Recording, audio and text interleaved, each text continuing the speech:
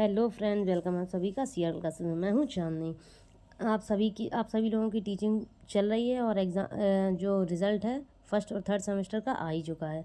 अब होंगे DElEd second और फोर्थ सेमेस्टर के एग्ज़ाम।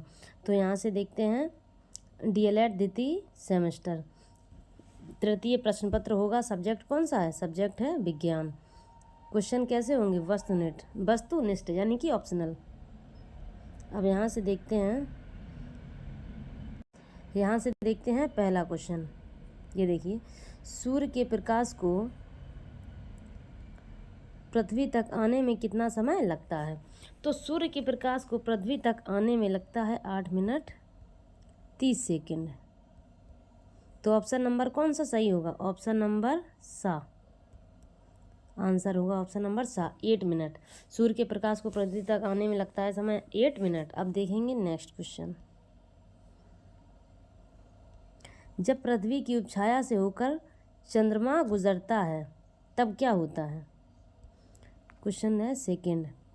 जब पृथ्वी की उपछाया से होकर चंद्रमा गुजरता है तब होता है खंडचंद्र ग्रहण, यानी कि ऑप्शन नंबर सा। क्वेश्चन नंबर 2 का ऑप्शन नंबर सा खंडचंद्र ग्रहण। अब देखेंगे नेक्स्ट क्वेश्चन 3। भारत के पहले अंतरिक्ष यात्री कौन थे? तो भारत के पहले अंतरिक्ष यात्री भास्कर थे, सतीश थे या आर्यभट्ट थे? तो वो थे राकेश शर्मा। ऑप्शन नंबर बा। अब देखेंगे नेक्स्ट क्वेश्चन 4। नासा का मुख्यालय स्थित है? तो नासा का मुख्यालय स्थित है वाशिंगटन डीसी में। अब देखेंगे नेक्स्ट क्वेश्चन 5। सूर्य का सबसे निकटतम ग्रह है? अच्छा, सूर्य क्या है? सूर्य एक तारा है, और जो सूर्य के आसपास घूमते रहते हैं वो क्या है? ग्रह है। और जो ग्रहों का चक्कर लगाते हैं वो उपग्रह है। तो सूर्य का सबसे निकटतम ग्रह कौन सा है? और ग्रह हैं कितने? पहले 9 थे, अब कितने बचे हैं ग्रह? 8 बचे हैं। सूर्य का सबसे निकटतम ग्रह तो वो है बुध। और अब देखेंगे नेक्स्ट क्वेश्चन 6। सूर्य का सबसे दूरस्थ ग्रह? तो सूर्य का सबसे दूरस्थ ग्रह है वरुण। क्वेश्चन नंबर 6 का आ। अब देखेंगे नेक्स्ट क्वेश्चन 7। बालुई दोमट मिट्टी में रेत की मात्रा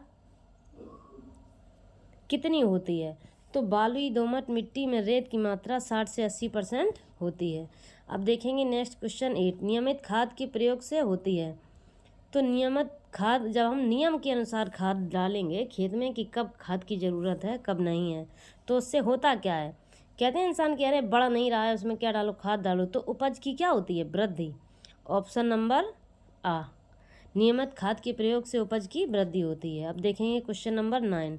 कंपोस्ट खाद बनाई जाती है? जो कंपोस्ट खाद है, क्वेश्चन नंबर 9 देखिए, कंपोस्ट खाद बनाई जाती है, किससे बनाई जाती है? तो ये गोबर से भी बनाई जाती है और कूड़ा कचरा से भी। ठीक, तो ऑप्शन नंबर सा आ और बा दोनों। इसका राइट आंसर है सा आ और बा दोनों। Question number 10। नाइट्रोजन उर्वरक से पौधे बढ़ते हैं? क्वेश्चन नंबर 10 देखिए, नाइट्रोजन उर्वरक से पौधे बढ़ते हैं कैसे? धीमी गति से बढ़ते हैं या बढ़ते ही नहीं है इनमें से सभी? तो आंसर इसका होगा अति शीघ्र गति से। ऑप्शन नंबर आ। क्वेश्चन नंबर 10 का ऑप्शन नंबर आ, अति शीघ्र गति से। अब देखेंगे नेक्स्ट क्वेश्चन।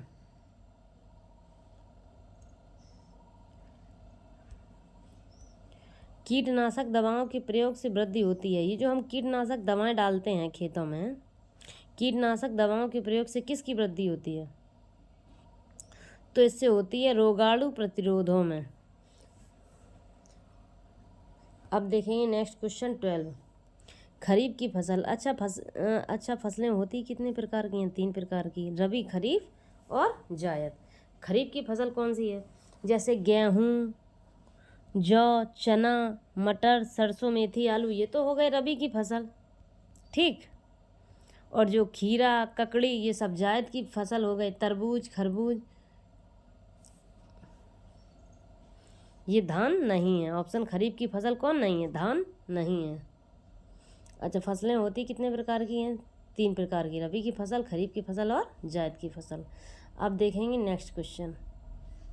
हैरो खेत से क्या निकालने में काम आता है? जब हम खेतों में बहुत ज़्यादा घास हो जाती है, क्या हो जाती है? घास, बहुत ज़्यादा घास खरपतवार हो जाता है, तो हैरो खेत से क्या निकालने के काम आता है? तो ये आता है खरपतवार निकालने के काम। अब देखेंगे नेक्स्ट क्वेश्चन 14, डिबलर से बुआई। क्वेश्चन नंबर 14 देखिए, डिबलर से बुआई नहीं होती है। तो डिबलर से बुआई किसकी नहीं होती है? तो ये होती है धान की, क्योंकि धान को कैसे लगाते हैं? रोपा से लगाते हैं, रोपते हैं। इंसान अपने हाथों से उसका पौधा मिट्टी के अंदर घुसाता है। तो डिबलर से बुआई किसकी नहीं होती है? ये होती है धान की। ऑप्शन नंबर सा राइट आंसर। अब देखेंगे नेक्स्ट क्वेश्चन 15, सिंचाई की कटाऊ पानी विधि। सिंचाई की कटाऊ पानी विधि है, तो ये है ऑप्शन नंबर आ, उपलावन या प्रवाह विधि। आंसर इसका होगा आ, उत्प्लावन। ये उपलावन नहीं होगा, उत्प्लावन लिखा होगा, उपलावन ही होगा, उपलावन या प्रवाह विधि, यही आंसर है। अब देखेंगे नेक्स्ट क्वेश्चन 16, बल का एसआई मात्रक क्या है? बल का एसआई मात्रक क्या है? तो बल का एसआई मात्रक है न्यूटन। आंसर होगा न्यूटन। क्वेश्चन नंबर 16 का आ। अब देखेंगे नेक्स्ट क्वेश्चन 17, एमकेएस पद्धति में कार्य का मात्रक क्या है? एमकेएस पद्धति में कार्य का मात्रक क्या है? तो एमकेएस पद्धति में कार्य का मात्रक है जूल। क्वेश्चन नंबर 17 का ऑप्शन नंबर बी या ऑप्शन नंबर बा राइट आंसर। अब देखेंगे नेक्स्ट क्वेश्चन 18, किसी वस्तु के गति के कारण कार्य करने की क्षमता को गतिज ऊर्जा कहते हैं। जब हम गतिज ऊर्जा की परिभाषा पूछी जाए कि गतिज ऊर्जा की परिभाषा लिखो, जैसे अगर आप लोगों पे गतिज ऊर्जा की परिभाषा पूछी जाए तो यही लिख देना कि किसी वस्तु में गति के कारण कार्य करने की क्षमता को गतिज ऊर्जा कहते हैं। इसका ऑप्शन नंबर आ सही है, गतिज ऊर्जा। क्वेश्चन नंबर 18 का ऑप्शन नंबर आ, किसी वस्तु में गति के कारण कार्य करने की क्षमता को ही गतिज ऊर्जा कहते हैं। अब देखेंगे नेक्स्ट क्वेश्चन 19, चिमटा उदाहरण है। यहाँ से देखिए क्वेश्चन नंबर 19, चिमटा उदाहरण है तृतीय श्रेणी उत्तोलक का। इसका आंसर होगा सा। अब देखेंगे क्वेश्चन नंबर 20 यानी कि 20, पुनः प्राप्त करने वाली नवीनीकरणीय ऊर्जा का स्रोत है।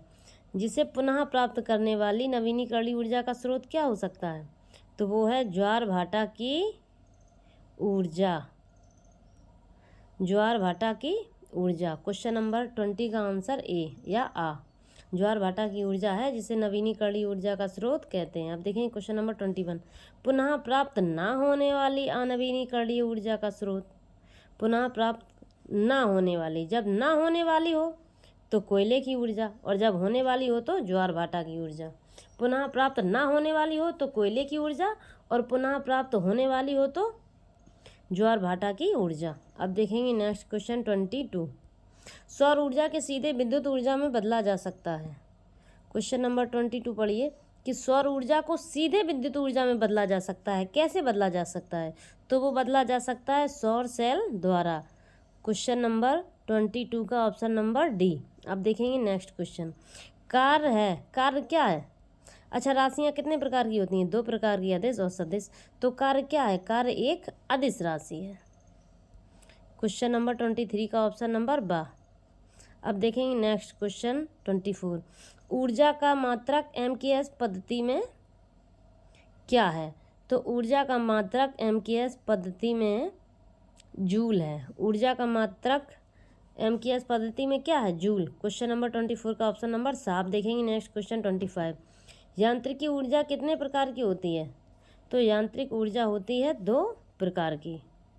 अब देखेंगे क्वेश्चन यानी कि इसका ऑप्शन नंबर बी या ऑप्शन नंबर बा सही है, 25 का ऑप्शन नंबर बा। अब देखेंगे नेक्स्ट क्वेश्चन 26, यहाँ से देखते हैं कि ऊर्जा का प्रमुख स्रोत क्या है। जो प्रमुख स्रोत है भैया, सबसे ज़्यादा दुनिया में जो जिसकी ऊर्जा से सब कुछ चल ही रहा है, तो वो है सूरज। ऊर्जा का प्रमुख स्रोत सूरज है। क्वेश्चन नंबर 26 का ऑप्शन नंबर बा। अब देखेंगे नेक्स्ट क्वेश्चन 27, 1 जूल बराबर कितना होता है? तो 1 जूल बराबर होता है न्यूटन गुणे 1 मीटर। 1 जूल बराबर होता है न्यूटन गुणे 1 मीटर। ऑप्शन नंबर आ। क्वेश्चन नंबर 27 का ऑप्शन नंबर आ। अब देखेंगे क्वेश्चन नंबर 28। निम्न में से सरल मशीन है, अब देखते हैं। देखो पहिया भी है सरल मशीन, घिरनी भी है, पेंच भी है, यानी कि उपरोक्त सभी। आंसर क्या आएगा इसका? उपरोक्त सभी। अगर क्वेश्चन आ जाए कि किन्हीं 3 सरल मशीनों के नाम लिखना, तो सीधा लिख लेना पहिया, घिरनी, पेंच। अब देखेंगे क्वेश्चन नंबर 29। सीढ़ी किस प्रकार का उत्तोलक है? क्वेश्चन नंबर 29, सीढ़ी किस प्रकार का उत्तोलक है? तो सीढ़ी तृतीय प्रकार का उत्तोलक है। ऑप्शन नंबर सा राइट आंसर। क्वेश्चन नंबर 29 का ऑप्शन नंबर सा राइट आंसर। अब देखेंगे नेक्स्ट क्वेश्चन 30। सरल मशीन है, यहाँ से देखिए क्वेश्चन नंबर 30। सरल मशीन है, मोटरसाइकिल सरल मशीन है, सिलाई भी सरल मशीन है, घिरनी भी, यानी कि ऑप्शन नंबर सा उपरोक्त सभी। ऑप्शन नंबर द उपरोक्त सभी। सरल मशीन कौन कौन से हैं? मोटरसाइकिल भी है, सिलाई मशीन भी है, घिरनी भी है, तो उपरोक्त सभी हो जाएगा। अब देखेंगे नेक्स्ट क्वेश्चन 31। कोशिका का भाग है, कोशिका का भाग क्या है? तो कोशिका का भाग है, यह है केंद्रक। आंसर क्या होगा? 31 का ऑप्शन नंबर सा। कोशिका का भाग क्या है? तो यह है केंद्रक। अब देखेंगे 32। Question number 32। जीवन का मूल आधार है, तो जीवन का मूल आधार क्या है? वो है प्रोटोप्लाज्मा है, साइटोप्लाज्मा है, जीवद्रव्य है या सेंट्रोसोम। तो जीवन का मूल आधार है जीवद्रव्य, यानी कि ऑप्शन नंबर सा राइट आंसर। अब देखेंगे नेक्स्ट क्वेश्चन 33। प्रकाश संश्लेषण की क्रिया के आवश्यक तत्व हैं, तो ये प्रकाश संश्लेषण क्रिया है, इसके आवश्यक तत्व कहाँ हैं? अच्छा ये बताओ, हम लोगों के सभी ने पेड़ देखे हैं और पेड़ों में ही प्रकाश संश्लेषण होता है, तो जब पेड़ों में प्रकाश संश्लेषण होता है तो किसकी आवश्यकता होती है? बता। तो प्रकाश संश्लेषण की क्रिया के आवश्यक तत्व क्या क्या होते हैं? उसमें कार्बन डाइऑक्साइड रिलीज होती है और ऑक्सीजन को पेड़ लेते हैं। जल का भी होता है, प्रकाश से भी होता है। तो प्रकाश संश्लेषण की क्रिया के आवश्यक तत्व क्या है? ये सभी हैं। क्वेश्चन नंबर 33 का ऑप्शन नंबर डी या ऑप्शन नंबर था उपरोक्त सभी। अब देखेंगे क्वेश्चन नंबर 34। ये तो बड़ा सरल क्वेश्चन है, सभी बच्चे आंसर बता देंगे। कि मानव के शरीर में कितनी अस्थियां होती हैं? तो ये होती हैं 206। क्वेश्चन नंबर 34 का आंसर नंबर बा। अब देखेंगे नेक्स्ट क्वेश्चन 35। श्वसन अंग है, तो श्वसन अंग है, श्वसन यानी कि सांस लेने वाला अंग है, तो वो कौन सा है? फेफड़े। ऑप्शन नंबर सा राइट आंसर। क्वेश्चन नंबर 35 का ऑप्शन नंबर सा राइट आंसर। अब देखेंगे क्वेश्चन नंबर 36। कंकाल तंत्र के कार्य क्या हैं? अच्छा हम लोग ये देखते हैं, जिस चीज़ में कंकाल नहीं होता है वो बड़ी लुचुर पुचुर जैसी होता है। जैसे हमारा शरीर है, अगर इसमें हड्डियों का अगर कंकाल नहीं रहता तो हमारा शरीर कहीं से भी तुरंत मुड़ जाता। जैसे हम लोग सीधे खड़े रहते हैं, नहीं हो पाते, तुरंत गिरे जाते, ऐसा लगता है। तो शरीर को क्या प्रदान करता है? कंकाल तंत्र के कार्य क्या है? तो ये शरीर को दृढ़ता प्रदान करता है। कौन? कंकाल तंत्र, जिसकी वजह से हम लोग सीधे खड़े हो सकते हैं, चल सकते हैं। कंकाल तंत्र का कार्य क्या है? ये शरीर को दृढ़ता प्रदान करता है, यानी कि ऑप्शन नंबर आ। क्वेश्चन नंबर 36 का ऑप्शन नंबर आ राइट आंसर। अब देखेंगे क्वेश्चन नंबर 37। दांतों के ऊपर चढ़े आवरण को क्या कहते हैं? यहाँ से देखिए, दांतों के ऊपर चढ़े आवरण को क्या कहते हैं? तो हमारे दांतों के ऊपर एक आवरण जैसा होता है, उसका नाम क्या होता है? उसका नाम होता है इनेमल, और सबसे कठोर तत्व भी इनेमल ही होता है। अब देखेंगे नेक्स्ट क्वेश्चन। दांतों को स्वस्थ रखने के लिए लेना चाहिए। अब किसी के दांत बड़ा दर्द करते हैं, ठीक, तो वो लोग ध्यान से सुन ले कि दांतों को स्वस्थ रखने के लिए क्या करना चाहिए? तो उसे विटामिन ए और विटामिन डी लेना चाहिए। क्वेश्चन नंबर 38 का ऑप्शन नंबर सा। अब देखेंगे नेक्स्ट क्वेश्चन 39। दांतों का कार्य क्या है? अच्छा ये हमारे दांत हैं, जो हम लोगों के दांत, वो करते क्या हैं? दिन भर तो हम लोग कचर कचर खाते हैं, यानी कि भोजन को चबाते हैं, भोजन को फाड़ देते हैं। जैसे हम लोगों ने क्या लिया, खीरा लिया, मुंह से खाने लगे, दांतों से आराम से फाड़ देते हैं। गन्ना लिया, गन्ना को छील दिया, फाड़ दिया दांतों से। तो दांतों का कार्य क्या है? भोजन को चबाना भी है भोजन को फाड़ना भी है, भोजन के छोटे छोटे टुकड़े करना भी है, यानी कि उपरोक्त सभी। आंसर नंबर डी, उपरोक्त सभी। दांतों का कार्य भोजन को चबाना भी है, भोजन को फाड़ना भी है, भोजन को छोटे छोटे टुकड़ों में काटना भी है। क्वेश्चन नंबर 39 का ऑप्शन नंबर दा, यानी कि उपरोक्त सभी। अब देखेंगे नेक्स्ट क्वेश्चन 40।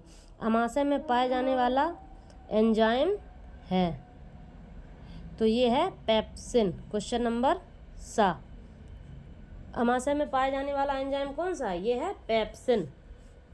अब देखेंगे नेक्स्ट क्वेश्चन 41। शर्करा का नियमन करने में सहायक हार्मोन है। अच्छा, ये शर्करा है क्या? शर्करा यानी कि शुगर, शक्कर। शर्करा का नियमन करने में सहायक हार्मोन कौन सा होता है? तो वो होता है इंसुलिन। अब जिसको शुगर हो जाती है वो क्या लगाता है? इंसुलिन के इंजेक्शन। तो शर्करा का नियम बनाए रखने के लिए कौन सा सहायक हार्मोन है? तो वो है इंसुलिन। क्वेश्चन नंबर 41 का ऑप्शन नंबर सा। अब देखेंगे क्वेश्चन नंबर 42। कैल्शियम, यहाँ से देखिए क्वेश्चन नंबर 42। कैल्शियम तथा फास्फोरस के नियमन का कार्य को जैविक है। जो कैल्शियम तथा फास्फोरस के नियमन के कार्य करता है वो कौन है?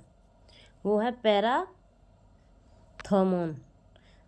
42 का ऑप्शन नंबर आ। अब देखेंगे नेक्स्ट क्वेश्चन 43। जल में घुलनशील विटामिन है। अच्छा, ये देखना जो जल में घुलनशील विटामिन कौन से हैं। अब देखो, जो कीड़ा हो गया KEDA या ADEK, ये है वसा में घुलनशील। किस में घुलनशील है? वसा में। और जो जल में घुलनशील हैं, जल में, वो हैं BC। तो जल में घुलनशील विटामिन कौन सा है? तो सी तो है नहीं ऑप्शन में, ऑप्शन में क्या है? बी। तो क्वेश्चन नंबर 43 का बा का आंसर है विटामिन बी। जल में घुलनशील विटामिन BC और वसा में घुलनशील विटामिन KEDA। अब देखेंगे नेक्स्ट क्वेश्चन 44। दांतों की मजबूती के लिए आवश्यक है। तो हमारे जो दांत मजबूत रहें इसके लिए क्या आवश्यक है? इसके लिए आवश्यक है कैल्शियम तथा फास्फोरस। कैल्शियम तथा फास्फोरस। अब देखेंगे नेक्स्ट क्वेश्चन 45। पैकेट का दूध संरक्षित किया जाता है। ये जो पैकेटों में दूध आता है, हम लोगों के घरों में चाय वाय बनती है, कुछ लोग पीते हैं, तो इसको सुरक्षित कैसे रखते हैं? तो पाश्चुरीकरण द्वारा। क्वेश्चन नंबर 45 का ऑप्शन नंबर सा, पाश्चुरीकरण द्वारा। आप देखेंगे नेक्स्ट क्वेश्चन 46। परमाणु का समस्त द्रव्यमान निहित होता है। परमाणु का समस्त द्रव्यमान निहित होता है, तो ये किस में निहित होता है? प्रोटॉन तथा न्यूट्रॉन में। क्वेश्चन नंबर 46 का ऑप्शन नंबर सा। अब देखेंगे नेक्स्ट क्वेश्चन 47। किसी तत्व का परमाणु क्रमांक बराबर होता है उसके परमाणु में उपस्थित, यहाँ से देखिए क्वेश्चन को दोबारा से पढ़ते हैं।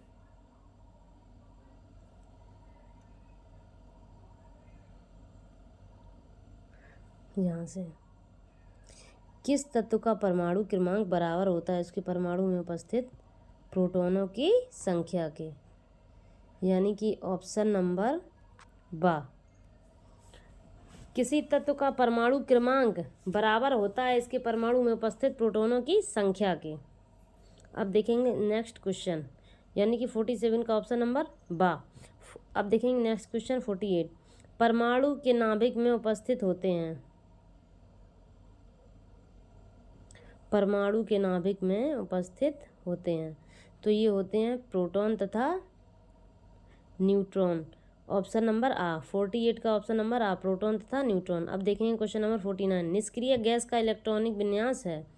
तो जो निष्क्रिय गैसें हैं उनका इलेक्ट्रॉनिक विन्यास कितना है? तो वो है 2,8, यानी कि ऑप्शन नंबर सा राइट आंसर। 49 का ऑप्शन नंबर आ, 2,8 राइट आंसर। अब देखेंगे नेक्स्ट क्वेश्चन 50। अब भैया अर्धशतक हो गया है, अगर मैच खिलता तो अर्धशतक हो जाता। यहाँ से देखने क्वेश्चन नंबर 50। परमाणु द्रव्यमान का अंतर्राष्ट्रीय मात्रक है। जो परमाणु द्रव्य है उसको अंतर्राष्ट्रीय मात्रक किससे मापा जाता है? वो मापा जाता है कार्बन 12 से। अब देखेंगे नेक्स्ट क्वेश्चन 51। कैल्शियम हाइड्रोक्साइड का सही सूत्र है। कैल्शियम हाइड्रोक्साइड का सही सूत्र कौन सा है? तो वो है CaOH का होल टॉइस। कैल्शियम हाइड्रोक्साइड का सही सूत्र क्या है? वो है CaOH का होल टॉइस। क्वेश्चन नंबर 51 का आ आंसर। अब देखेंगे नेक्स्ट क्वेश्चन 52। भौतिक परिवर्तनों में, अच्छा परिवर्तन कितने प्रकार के होते हैं? 2 प्रकार के, एक तो भौतिक परिवर्तन, एक रासायनिक परिवर्तन। अब भौतिक परिवर्तनों में पदार्थ के अणुओं में परिवर्तन होता है, पदार्थ के अणुओं में परिवर्तन नहीं होता है, नया पदार्थ बन जाता है, कोई परिवर्तन नहीं होता। यहाँ से देखिए क्वेश्चन नंबर 52। तो जो भौतिक परिवर्तन होता है, जैसे एक बल्ब जला फिर बुझ गया, तो बल्ब में कुछ भी परिवर्तन, यानी कि कुछ भी बिगड़ा बल्ब का नहीं ना, फिर से बत्ती आएगी फिर जल जाएगा। तो जो भौतिक परिवर्तन है अपनी पुरानी स्थिति में या पुनः स्थिति में वापस आ जाए वो भौतिक परिवर्तन, और जो वापस ना आए वो रासायनिक परिवर्तन। अब जैसे बर्फ़ है, बर्फ़ पिघल गई, पानी बन गई, पानी को फिर फ्रिज में रख दो फिर बर्फ़ बन जाएगी, तो ये क्या है? भौतिक परिवर्तन।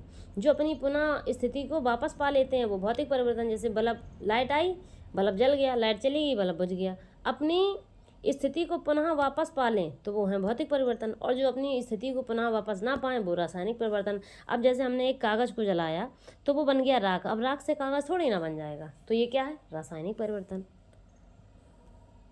अब क्वेश्चन देखो, भौतिक परिवर्तनों में पदार्थ के अणुओं में परिवर्तन नहीं होता है। भौतिक परिवर्तन में पदार्थ के अणुओं में परिवर्तन नहीं होता है। क्वेश्चन नंबर 52 का ऑप्शन नंबर 12 राइट आंसर।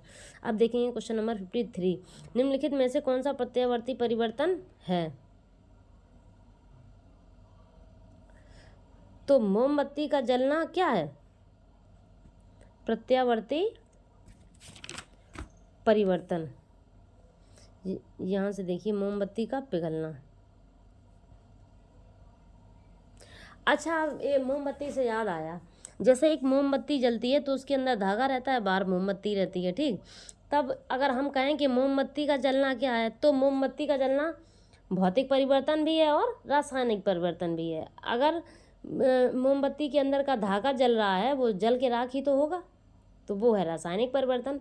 और मोमबत्ती के ऊपर जो आवरण जैसा रहता है, चिकना चिकना वो चूता रहता है, वो मोम होती है जो, वो है भौतिक परिवर्तन। वो मोम बन जाएगी, फिर उसे दोबारा लंबी लंबी करके फिर उससे मोमबत्ती बना सकते हैं। तो मोमबत्ती का पिघलना भौतिक और रासायनिक दोनों परिवर्तन होते हैं। निम्नलिखित में से कौन सा प्रत्यावर्ती परिवर्तन है? तो ये है मोम का पिघलना। क्वेश्चन नंबर 53 का बा। अब देखेंगे क्वेश्चन नंबर 54। निम्नलिखित में कौन सा रासायनिक परिवर्तन है?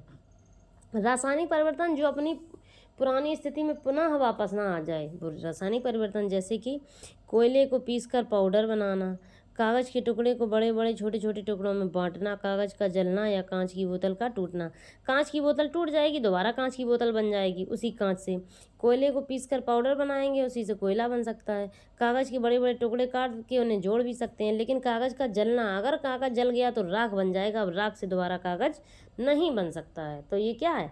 निम्नलिखित में से कौन सा रासायनिक परिवर्तन है? यही रासायनिक परिवर्तन है। अब देखेंगे क्वेश्चन नंबर 55। ज्वालामुखी का फूटना क्या है? Question number 55। तो ज्वालामुखी का फूटना है अनियमित परिवर्तन। क्वेश्चन नंबर 55 का ऑप्शन नंबर द। अब देखेंगे नेक्स्ट क्वेश्चन 56। दिन रात का होना क्या है? ये हम लोग रहते हैं घरों में, यहाँ पे दिन रात बराबर होते हैं, तो दिन रात का होना क्या है? ये है नियमित एवं प्राकृतिक परिवर्तन। ये प्रकृति के नियम है, इसीलिए कहा गया है कि नियमित एवं प्रकृति परिवर्तन। क्वेश्चन नंबर 56 का ऑप्शन नंबर सा। अब देखेंगे नेक्स्ट क्वेश्चन 57। अम्ल वे पदार्थ हैं जो, अम्ल वे पदार्थ हैं जो, यहाँ से देखिए पढ़ते हैं, जलीय विलयन में H3O+ हाइड्रोनियम आयन बनाते हैं। ऑप्शन नंबर आ राइट आंसर 57 का। अब देखेंगे नेक्स्ट क्वेश्चन 58। अम्ल व क्षारों की प्रबलता निर्भर करती है। क्वेश्चन नंबर 58 देखिए कि अम्ल व क्षारों की प्रबलता निर्भर करती है उनके आयनन की मात्रा पे। क्वेश्चन नंबर 58 का ऑप्शन नंबर आ, अम्ल व क्षारों की प्रबलता निर्भर करती है, ऑप्शन नंबर आ आयनन की मात्रा पे। अब देखेंगे नेक्स्ट क्वेश्चन 59। प्रबल अम्ल क्षार है। Question number 59। प्रबल अम्ल क्षार है जो जल में अधिक आयनित हो, वो क्या है? प्रबल अम्ल क्षार। क्वेश्चन नंबर 59 का ऑप्शन नंबर सा। आप देखेंगे नेक्स्ट क्वेश्चन 60।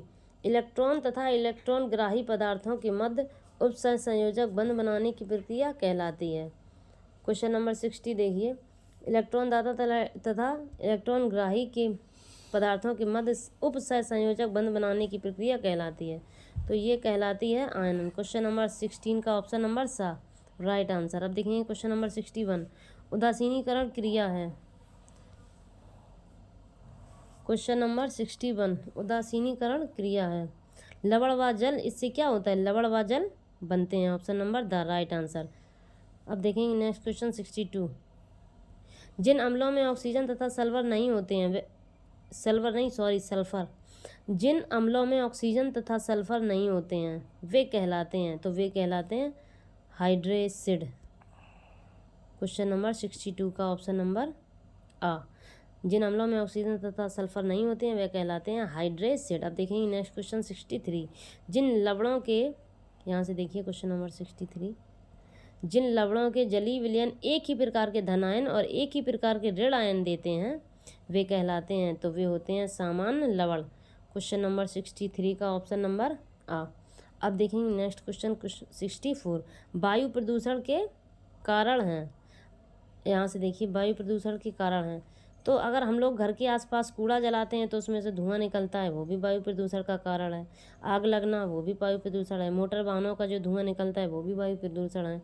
यानी कि ऑप्शन नंबर डी या द राइट आंसर, ये सभी। अब देखेंगे क्वेश्चन नंबर 65, निम्नलिखित में से कौन सी मानवकृत आपदा नहीं है? तो कौन सी नहीं है? अग्निकांड, बम विस्फोट, रेल दुर्घटना। तो ये सब तो मानवकृत बनाई हुई घटना है, लेकिन मानवकृत आपदा नहीं है। तो ये है भूकंप। भूकंप को किसी मानव ने नहीं बनाया, ये प्राकृतिक आपदा है। तो ये मानवकृत आपदा नहीं है। क्वेश्चन नंबर 65 का ऑप्शन नंबर डी या द। आप देखेंगे क्वेश्चन नंबर 66, आपदा प्रबंधन विधेयक संसद में कब पारित या प्रस्तुत हुआ? तो ये हुआ है वर्ष 2005 में, सन 2005 ईस्वी में। अब देखेंगे क्वेश्चन नंबर 67, जनसंख्या विस्फोट का कारण क्या है? ये जो जनसंख्या विस्फोट हो रहा है, दिन पर दिन जनसंख्या बढ़ रही है, इसका कारण क्या है? तो ऑप्शन नंबर डी, इसका कारण है कि अनियमित जन्मदर हो रही है। जो जन्मदर है बच्चों को वो अनियंत्रित हो रही है और जनसंख्या की वृद्धि हो रही है। यानी कि क्वेश्चन नंबर 67 का option number D right answer. अब देखेंगे क्वेश्चन नंबर 68, सुनामी का निर्माण होता है। सुनामी का निर्माण कैसे होता है? क्वेश्चन नंबर 68, पृथ्वी पर प्लेट खिसकने से, या वैश्विक चट्टान टूटने से, या वैश्विक ऊष्मा से, या पृथ्वी के नीचे खिंचाव और हलचल से। तो ये होता है पृथ्वी की प्लेट खिसकने से। क्वेश्चन नंबर 68 का ऑप्शन नंबर आ राइट आंसर। अब देखेंगे क्वेश्चन नंबर 69, सुनामी का संबंध है। सुनामी का संबंध किससे है? तो ये है पानी के अंदर उत्पन्न लहरों से। सुनामी कैसे आती है? पानी के अंदर जो उत्पन्न लहरें होती हैं उनसे आती है सुनामी। क्वेश्चन नंबर 69 का option number the right answer. अब देखेंगे क्वेश्चन नंबर 17, चक्रवात का आकार कैसा होता है? चक्रवात का आकार कैसा होता है? तो ये अंडा को देखा है, अंडा, तो चक्रवात का आकार होता है अंडाकार। अब देखेंगे नेक्स्ट क्वेश्चन 71,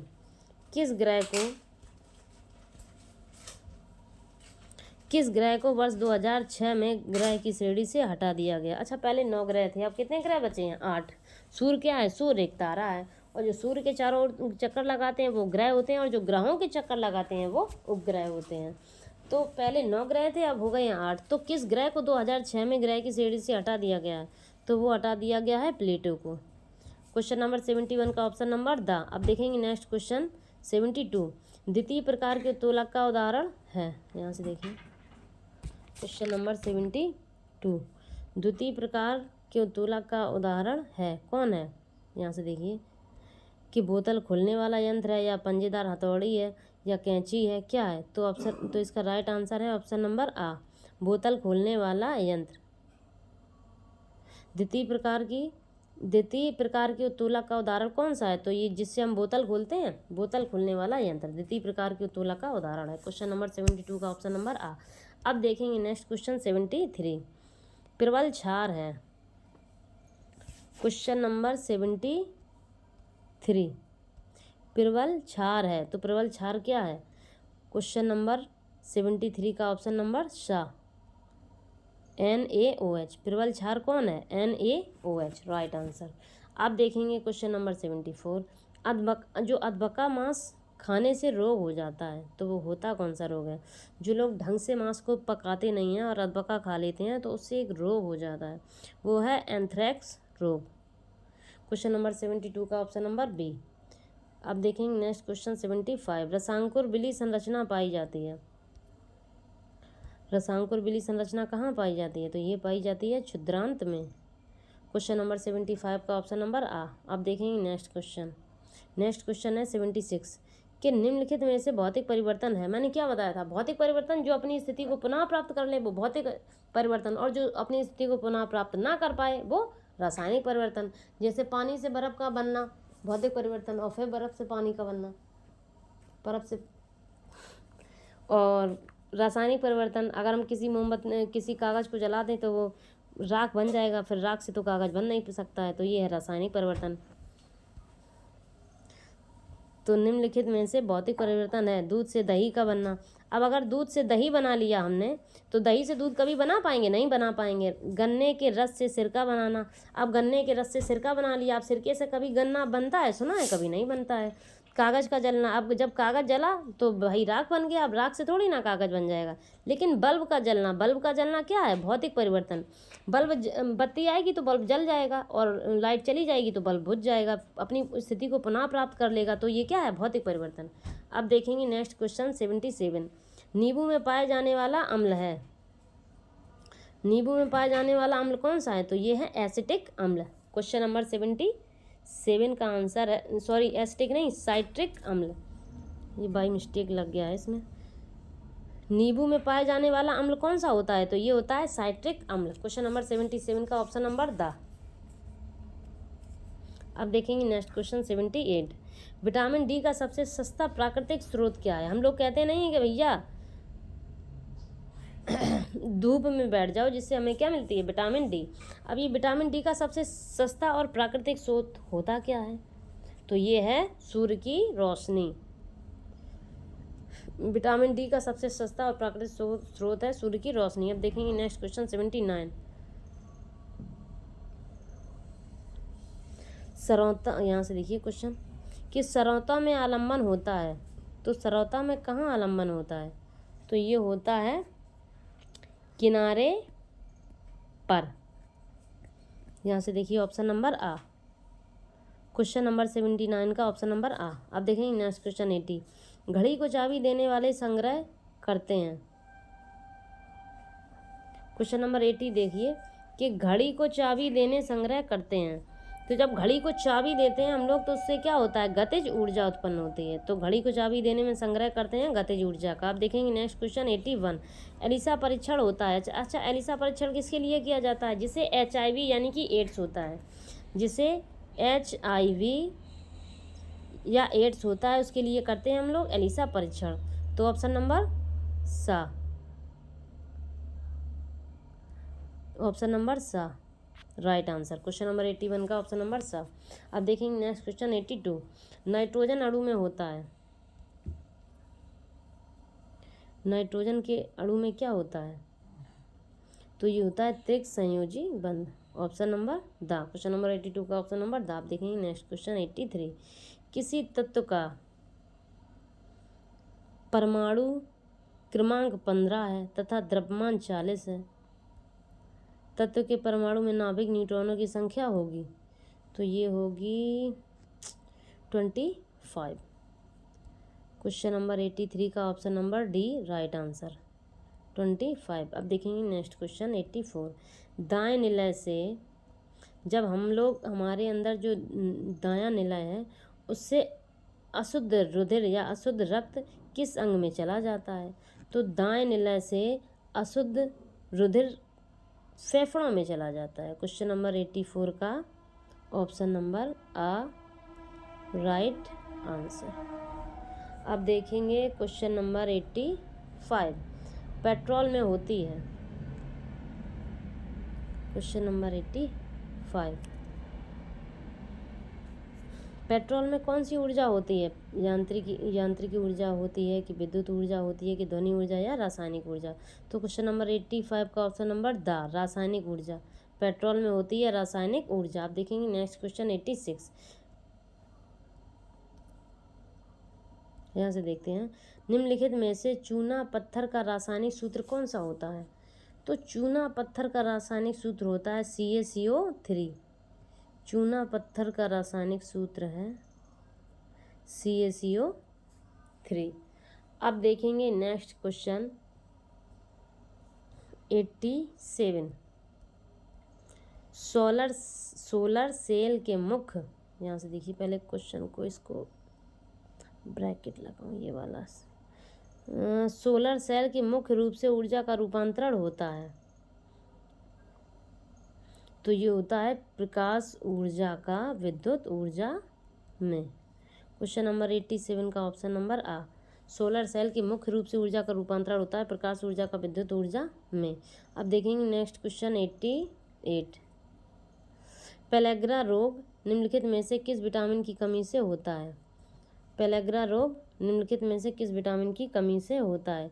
तो ये होता है विटामिन बी की कमी से। पेलेग्रा रोग विटामिन बी की कमी से होता है। क्वेश्चन नंबर 88 का ऑप्शन नंबर बा। अब देखेंगे नेक्स्ट क्वेश्चन 89।